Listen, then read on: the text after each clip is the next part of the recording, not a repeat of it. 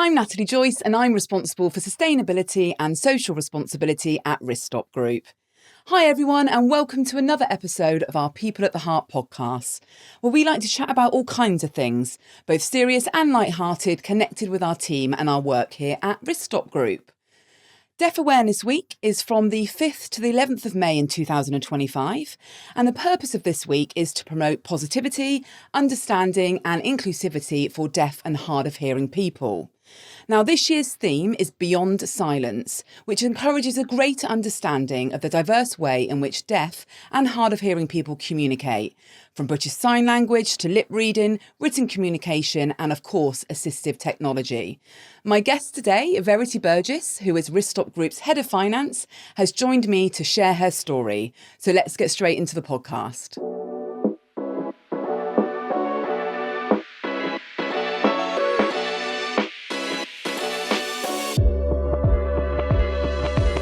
Hi Verity, thank you for joining me. Thank you for having me. Fun fact, Verity was RiskSTOP's first ever employee, and almost 25 years later, she's still with us. I certainly am. So Verity, talk to me about what being deaf means to you and just share a bit about your journey. It's weird because I've never thought of myself as deaf. I've always said I'm hard of hearing. If someone says something, I say, sorry, I don't hear that well. But no, I am deaf because I can't even take my cochlear implant out. I can't hear a thing. So yes, I'm deaf. I've never thought I'm part of the deaf community because I don't immerse myself in that. Outside of my family, I don't really know anyone who's deaf. So it's a bit of a weird one. But background is my dad went for national service and he went for his medical and they said, you've got hearing loss. He didn't know. Came out of the blue. We don't know anyone else in our family, his family, with it. So it was really a bit strange. So obviously he ended up getting hearing aids and stuff like that. So shocked that both my sister and I inherited this hearing loss. So it's a genetic thing. No idea where it's coming from. The gene must be really strong now because both my sister and I have it and our children have it. So, it's a bit of a weird one. We've sent our DNA off to Antwerp in a vain hope that they'll find out what's gone on, but we've heard nothing, and that's been a fair few years now. But it's one of those hearing losses that it's a gradual decline, so you don't really notice it until you're in your mid-teens. So I did have hearing aids, but God, there was such a taboo about it. And, they're massive then, and they didn't really help. So I didn't want to wear them, so I didn't. And then I really started struggling late teens, early 20s. And I was lucky enough to have some small private hearing aids. So I wore them up until a point that they were no good and I had to go bigger. And then got to the point that they were no good either. So the only way forward was a cochlear implant. And that was a bit of a no for me too. And it wasn't until I bumped into someone with a cochlear implant at a horse show and they could hear more than I could. And I thought, it's got to be the way to go.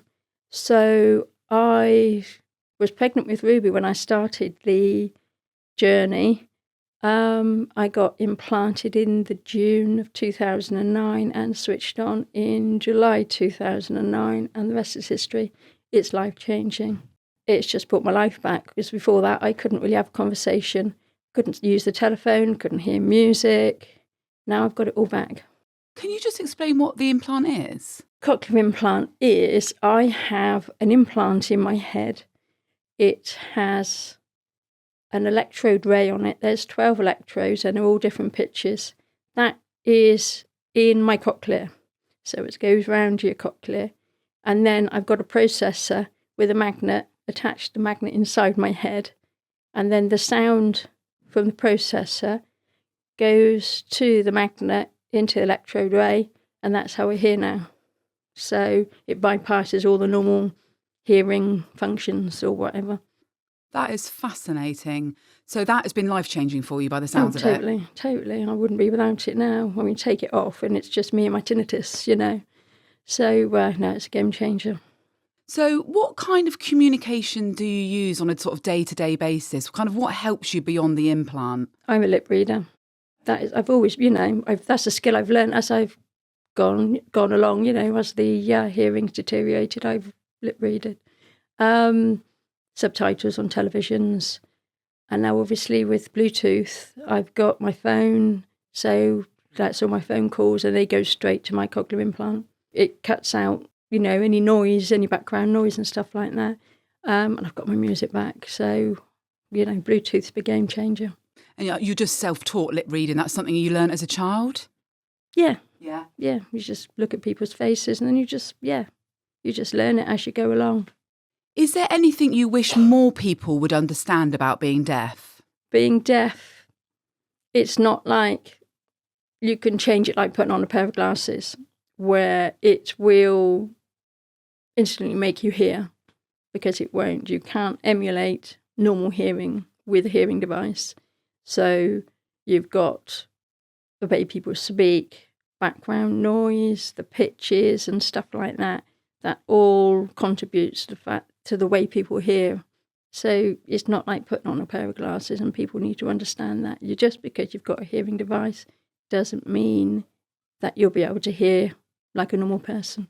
So when we think about being in the workplace, if we think about being in a meeting with lots of other people, if there are people talking over each other, would you consider that background noise? Is that difficult? Yes, it's a nightmare being in a meeting. It tires you out because I'm constantly looking. Who's talking? Where's it coming from? Because it's only coming in one ear. Because it doesn't do an awful lot. It's got a hearing aid, but it doesn't do an awful lot. Just a bit of balance. But yeah, I'm just like, who's talking? What are they saying? It is difficult. So I guess something that people could do is be more aware when they're in meetings with you of the over-talking and maybe looking at you as they're talking? Yes. Yeah. Yeah, absolutely. Yeah. So as I mentioned earlier, this year's Deaf Awareness theme is around encouraging a greater understanding of the diverse ways deaf people communicate. So in view of this, how do you think people can be better allies to the community, but not just for this week, for all year round? They need to understand that everybody communicates differently. Lip readers, sign language, they need to be able to look at them so they can see your face, so that you can see facial expressions, lip read, whatever. So ask them how they want to communicate, because then it makes them feel like you want to communicate with them.